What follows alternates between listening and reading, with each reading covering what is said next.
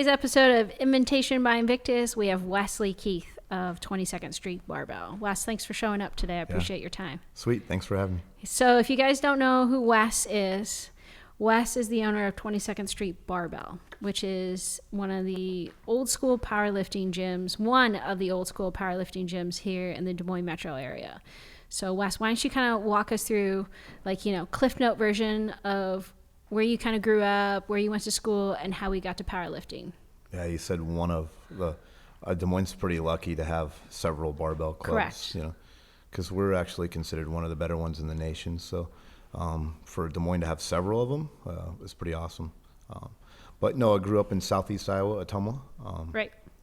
Grew up playing sports, being competitive in athletics. Started powerlifting when I was 16. Because your dad? Yeah. Grandfather? Because my grandfather and my dad both did it. I remember doing a meet with all my grandfather, my dad, and myself. Yeah, that's pretty awesome. Yeah. So that happened at 16. I'm now 40, so I've been doing this for a while. Right. Probably at 23, I got really serious about wanting to compete and get better. Okay. So that's when it shifted more from what do we need to do to get better perspective. Right. Okay. And it certainly involved having a team of people around us. But went to school at Iowa State. After school at Iowa State, moved back to Des Moines here, and was working at Gold's Gym. Right. When it was at its peak, right? Yeah. Yep. So Gold's, we had this little back room, probably the size of this studio right here, not very big, but we would have all the members just kind of come back from our lifting crew would just come there and bench every weekend. Right. So we had 20 to 30 people come just to bench press every weekend. I know, that's crazy. Yep. That blows my mind, just to only bench press, not to deadlift, not the squat. That's right. Just to bench. Yep. And so that time the sport was single ply and multiply equipment. Right. Lifting. And when you multiply equipment lift, you have to have handlers. So you would have this crew of guys and girls that would compete, and we would get our equipment on, and we'd have to load each other's weights and spot each other, and right. So it was like you showed up for everybody else type thing. You get the lift, but everybody lifts. Everybody lifted. Everybody participated. Everybody helped out. So it was a very team environment. And that was just created through what the sport demanded, to be honest with you. And, probably without the equipment, we wouldn't be here, Right. Without the multiply powerlifting equipment, we wouldn't be here. Because the sport now is very individualized. It's raw. No one does multiply much anymore. So there isn't a huge need to have teammates around all the time to help. But that was certainly pivotal for us to have those moments. But that was I can't even think of the years. Probably 2008 through 2010-ish. Okay. At Gold's. Right. And then you left Gold's. Yeah, 2011 we were there was enough people doing it that the owners of Gold's were like, "What's going on back there?" So what are you doing? Right. So 2011 we decided that we were going to move, and we were going to know who was serious about paying a membership. Who would pay if we moved somewhere. Right. And who would go with you? Yeah, who would go with? Yeah, we had 20 to 30 people say, "Hey, I would pay." So we moved to Southwest 5th Street downtown. Yeah, I've actually toured that building. Yeah. And it's all office spaces now. That's right. Yeah, that's right. And in the basement, we were in the basement, and this basement was like the dungeon, right, and that's where we got the term the dungeon. But it was like one light bulb and, just this dank, water running down the walls, Yeah. Live bands would go down there because Justin, my director of photography, told me that his band at one point in time would go down there and practice. Yeah, that's right. We used to play Freebird, and they would scream at us. But that was like a raw spot. Yeah. But we loved it because it was our spot. Yeah. We had been before Gold's. We were in buddies' garages. We were in basements. We got kicked out of 2 commercial gyms. So this was yours now. Yeah, this was ours. This was our first spot where we could just do whatever the heck we wanted to do, which is be loud and lift weights, really. Yeah, which is what 22nd Street is still today like. Yeah, it's pretty raw. Yeah. Yep. So with there, we started to grow at a pretty alarming rate. I think we went from 30 to 100 like real quick. Wow. That's a lot of members. Yeah, it was. And just for something that was just like a club and existing. Yeah. And it was never intended to be a business to make money. It was always just, hey, we wanted a spot to lift. Yeah. Somewhere for people to go. That's it. Yeah. That's it. And so once that started to, we started outgrowing that spot. Yeah. And the owner of the building was like, how many members do you have now? How many people are coming in and out of our building? So we started looking for a bigger spot, and we moved to Merle Hay Mall at that location. It was in the basement of the food court. Right. Yeah.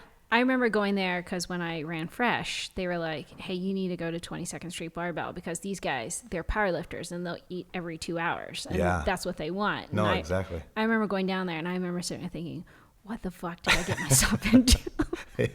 Who are these idiots? No, it was more like, there's not a gym down here. That's good. No, and at there, we were behind a dumpster. You had to like my description to get in the gym was like you had to go behind dumpster number 2, enter the door code, and then go down this nasty hallway of the backside of the mall. Right. And you're like in this basement that's like older than shit, in the One mall. light bulb, essentially. Yeah, exactly. So just a little bit cleaner version of what we had downtown, but very much the same feel. It definitely smelled like sewer. I Absolutely. remember. Yeah, definitely. And again, we loved it. It was our spot. So we grew a lot there. Correct. Now we're currently in a 7,000 square foot Morton building. Right. Off of much nicer. Yeah. Yeah. Like in between like the Johnston and Des Moines, Ankeny area. That's correct. Yeah. Yeah. It's an unusual location. Yes. But it makes perfect sense. Yeah, exactly. I think we've always taken pride in people hearing about us and knowing about us, but us not being on the corner like, hey, come here. It's always kind of like this underground feel of like where we are and what we're doing, and people yeah, for sure, have to go out of their way to find us. You have to have purpose to be there. Yeah, absolutely. 100% intention to show up. Correct. Yeah, I agree.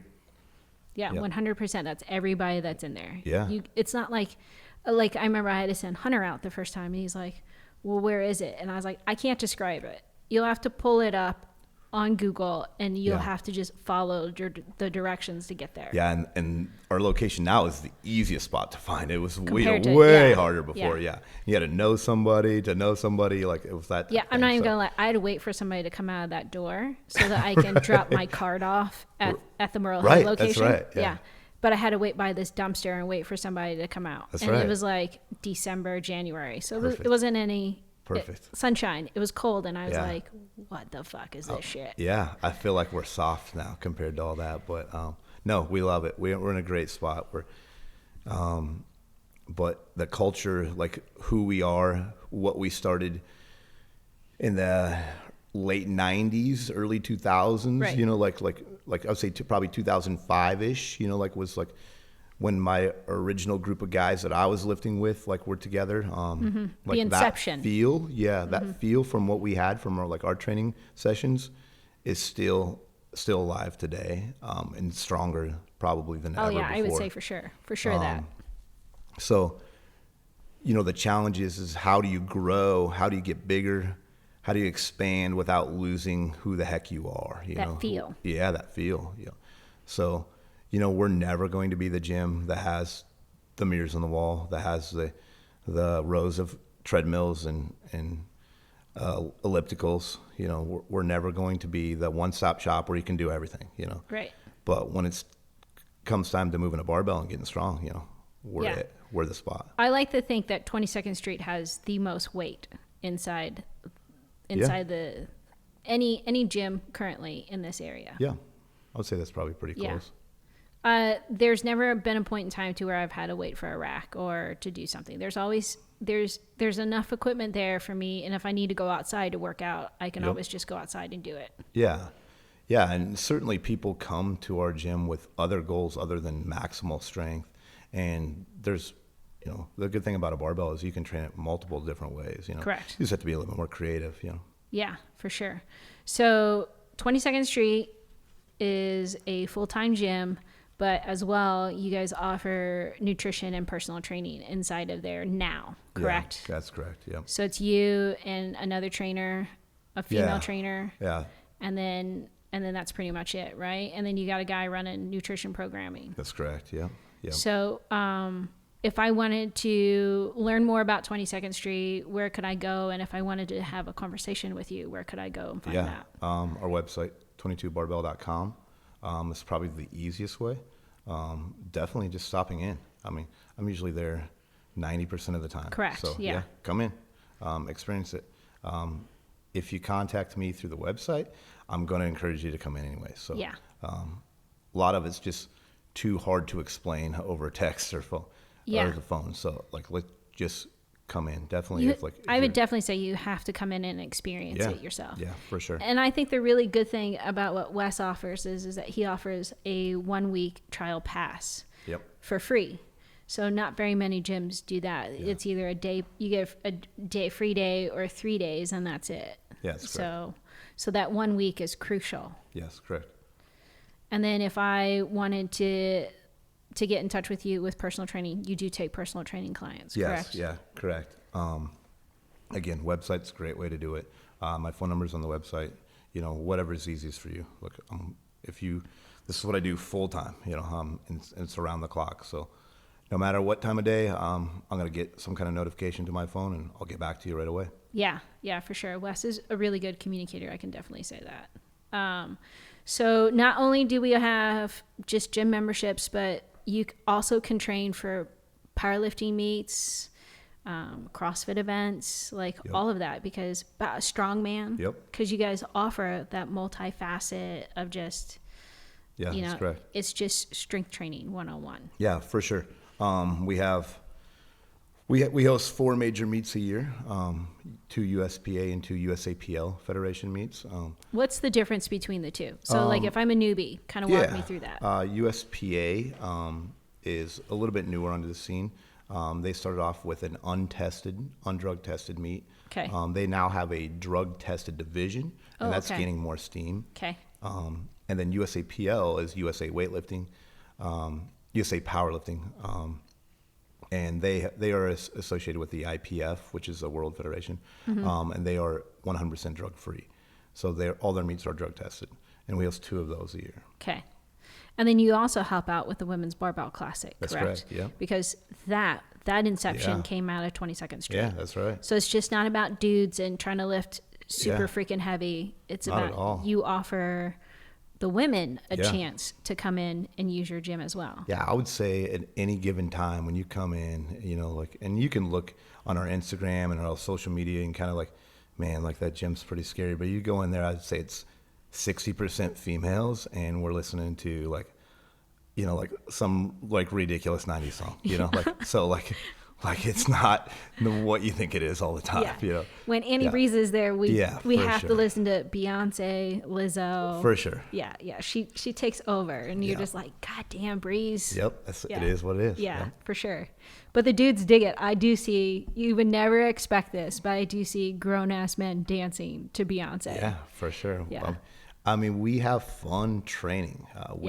I would say everybody there thoroughly enjoys lifting weights and getting stronger, right? And inching towards the goal, so that you get a collection of people like that, and it doesn't matter if your squat is 200 pounds, and Big Zach's trying to squat 900 pounds, right? He's just as excited for your 200 pound squat than he is for his own, which is unique. But if somebody's there trying to get strong, the whole gym will notice. Yes. So it goes from joking around, having fun to serious mode really quick. And so we are lighthearted. We do have a ton of fun when we train, but we're very serious about what we do. Right, for sure. Yeah, I've seen people stop and pay attention to Big Zach squatting 900 pounds. And I've seen other people stop and pay attention to another girl whose her PR is 150 pounds. Yeah, absolutely. And I've seen Zach behind or on the side, standing there. Yeah. Helping that squat or cheering them on. Yeah, so, it wasn't too long ago that he was in those positions. So I think once you've done it long enough, you can appreciate any level that people are at. And it says a lot if you're there training consistently. Like, it says that you want it at a different level. Like, you're not coming to our gym just to casually lift weights. Yeah, you know, that's definitely not the case. So, but you can. You can, absolutely 100%. you can. But usually people that are coming here have been thinking about like notching it up, you know? Yeah. So in that, it's weird to be in that environment. You know, I feel very humbled to be in that environment on a daily basis, you know, to be around people who are highly motivated. And because there's plenty of days where I don't feel like doing anything, you know, I don't feel like working out. I don't feel like bringing my A game to work and everything. Everybody you know, goes through that. And, you know, absolutely. And so I think that the environment is this, you know, I was saying that high tide raises all ships, you know. Right, which he did make a T-shirt out of. Yeah. And that's what kind of we were talking about, is just the environment. Just, you know, the high expectations of people in our team really raise the standard for everybody. Yeah. It definitely has that amazing sense of community that you don't find anywhere else. Yeah, and you know, I don't know if you just built it.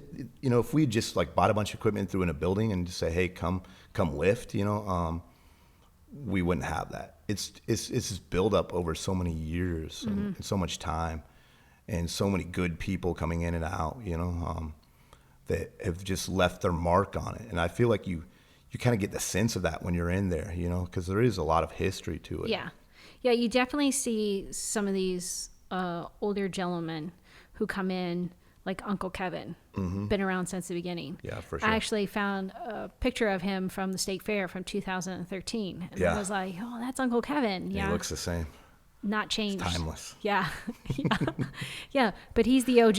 Yeah, for sure. You know, and like he'll come in, you know, like I had a conversation with him and he's like, yeah, I come in after golf season and I hang out for a while and then I go hit the courses, you know, for, you know, 4 or 5 months and I come right back in. Yeah. Yeah. So you have people that just, even though they might come in and out, they're still a staple. Right. Yeah. Yeah. I feel like I'm immersed in that environment all the time. And I forget that it's pretty unique. Like I have to zoom out and kind of experience some other things, you know, to realize what we have is unique and special. But I'm in it all the time. So it's just standard operating procedures for us. You know? Yeah, for sure. You know? So the only time that you can't find Wes is when he's on an adventure, because he goes on an adventure probably, once a month? Yeah, I was trying to do, the last year I tried to do 1 week off a month to go do something, yeah. And where was the last place you went to? Last place was, went to Glen Canyon, Arizona. Okay. Yep. Where's the next place? Hawaii. Hawaii? Yeah. As soon as it opens back up? Yeah, as soon as we can test and go there. Okay. Yeah, we have to show a clear test, but yep, Hawaii is the next one. Okay. That's not really my speed, but I'm excited for it. Have you ever been? No, I haven't. Okay. Yeah, you're in for a surprise then. I know. Yeah. I hope I'm more let's go there and do something difficult, but this might be like a lay at the beach type trip, which is all right. Like difficult, like climb a volcano? Yeah. I mean, there's stuff there. Yeah. Yeah, there's tons of stuff there. I think so. Okay. What's a bucket list thing for you right now? One bucket list thing that you're very close to getting to. I want to compete again. Okay. Yeah. Masters? It's been a while. Yep. When's the last time you competed? 6 years ago. Oh wow, that's a long time. Yeah. So I'm rusty. So you're getting there though. Yeah. I feel like I'm putting together some good training cycles. I have good training partners. Yeah. People hold me accountable. Yeah, I'm getting close. Okay. It's going to happen. Okay. I'm sure we'll be there to capture it. Appreciate that. Yeah. Great. Okay, so let's talk about competing. Let's talk about the next big thing for 22nd Street, which is the Iowa State Fair. Mm-hmm. Let's talk about that. Yep. Man, the Iowa State Fair meet. I remember being a kid going to that meet. I remember my dad competing in it. Jeff Beard has had it for 35 years. Right. The last 5 years, he's communicated to me that I was on a short list of people that, when he's done doing this, that he would like to see take it over. because of COVID this year, it was canceled. Right. And it was 35, just had a good ring to it. I mean, that's a long time to be doing this. So Yeah. I was 5 years old when he started hosting this meet. Yeah. And he's laid an unbelievable, foundation out for this thing. And it's gotten more popular every year. Right. I think last year they had over 260 competitors, and which is unheard of. It's crazy. So it's a big meet, and it's a fun one. It's not a sanctioned meet. It's nothing. People are like, well, what are you going to do different? I'm like, it's nothing. It's not broken. It's really good. Yeah. We're going to clean it up. We're going to make it run smooth. People can enter through our website. We'll streamline the dang thing. Yeah. But it's not broken. It's a fun event. It's a fun family event, and that's what we want it to be, and it will still be that. So you officially took over in August? Yeah. So Jeff contacted me and said that he would like me to take over the meet. So as of August, I'm the state fair director for bench press deadlift competition. That's awesome. Yeah. So now 22nd Street has 5. Yeah, so 5 this will be our meets. 5th meet. Yeah. We have an unbelievable group of guys and girls that, when we first started doing meets, it was like everything was written out on cards, and it was me, like trying to explain to people, okay, this is what we need to do. Right. Like, and I was emceeing, I was judging, I was doing everything. Yeah. And now we have people that just, like Aaron Hornbrook just does our announcing. Like he's done it for like the last 5 years now. Yeah. We have people that are unbelievable spotters and loaders. Like I would say arguably we're some of the best around. I've heard multiple, because I've been a part of your powerlifting meets, more so behind the scenes. I've heard multiple,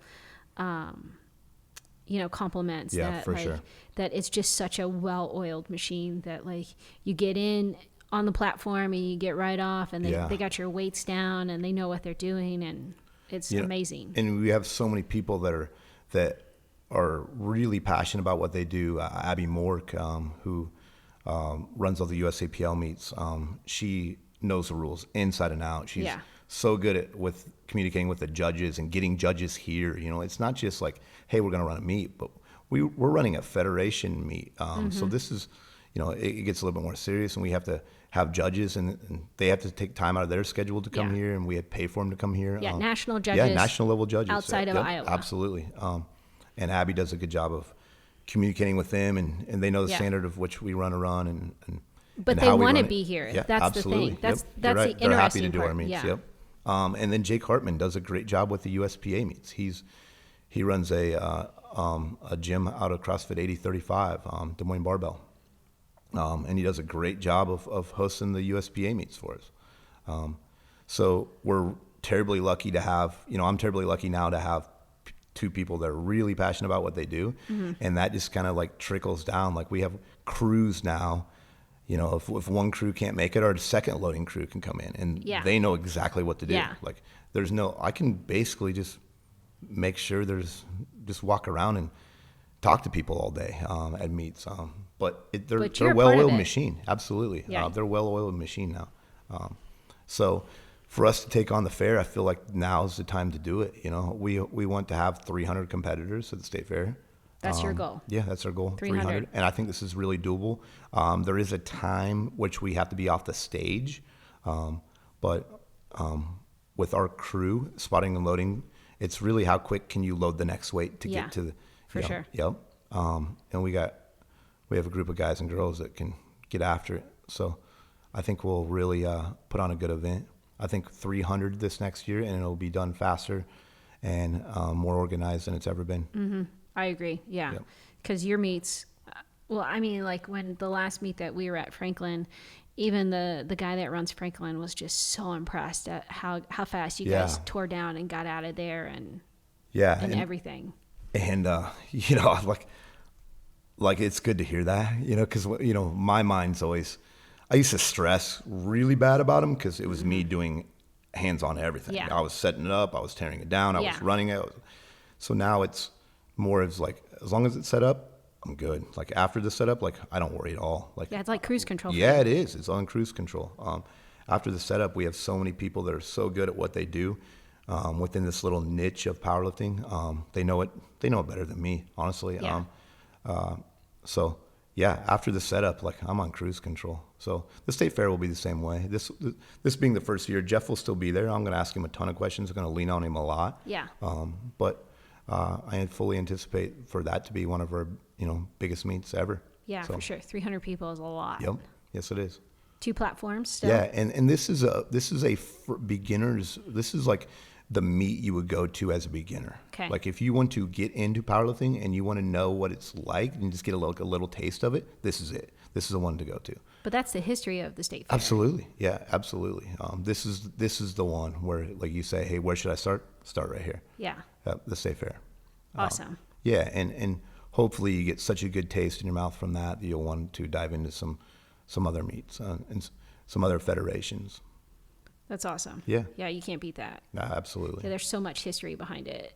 And then the meaning behind the state fair as well is that it is that powerlifting meet that catapults you into that next level. Yeah, I hope so. Yep, I think so. So if I want to find out more information about the state fair, where can I go? Yeah, you will be able to do everything off of our website. Yep, everything will be off 22barbell.com / Iowa State Fair. You can Google search Iowa State Fair meet. It'll pop up. Yeah. Yep. So awesome. It'll be like a one-stop shop there. We'll have a Facebook event page, et cetera. From there. Great. That's awesome. Mm-hmm. So if anybody's interested in the state fair, 22nd Street, barbell.com, 22BB, right? Yep, 22BB. Check that out. You can check out Instagram as well. You guys keep up with that, and then or you can swing by the gym. Yeah, absolutely. He's always there. If you guys want to know what he drives a big black truck that says 22BB. So if you don't see the truck in there, that means Wes has gone out for lunch. That's right. So, so if I'm a new person and if I feel intimidated, what would you say to me? Because 22nd Street has that perception. Yeah, for sure. And I think that's important that we keep that. Like I want people to like come in like being like, I'm not sure. Okay. And when they get there, I promise you I'm going to yell across the gym, welcome, and I'm going to come over and I'm going to shake your hand. Yeah. You're going to be greeted. You're going to be thanked for being there. You're going to, we're going to make you feel welcome. Yeah. And we're going to go out of our way to make that happen.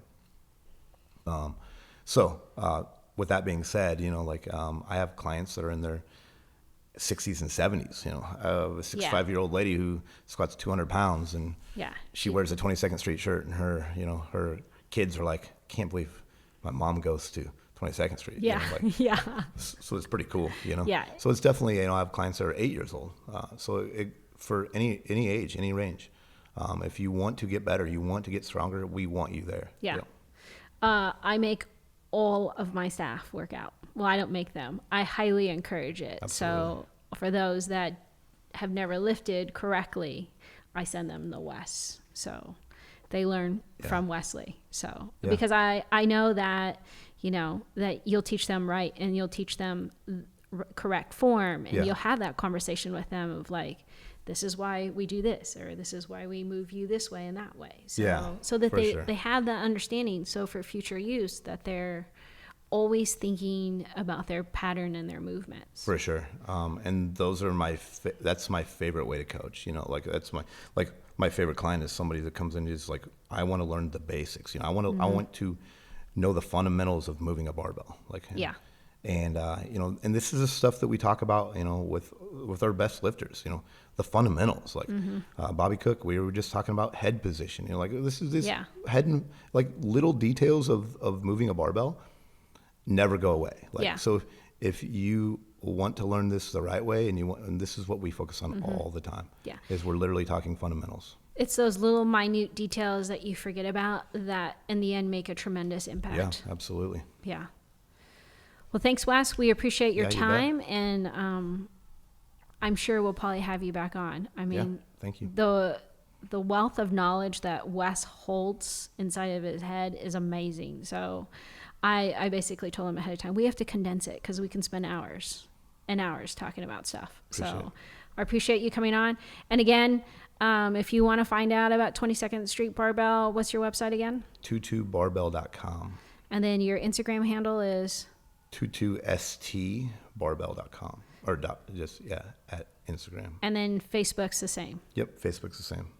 And then if you want to find out how to get to 22nd Street, I'd Google it. Google the directions and get there, because that's the best way. No, absolutely. You'll find it. You'll find it. It's easy. It's easy once you find it on Google, but Absolutely. Trying to explain it to somebody, you'll just get lost. Trust me, I know.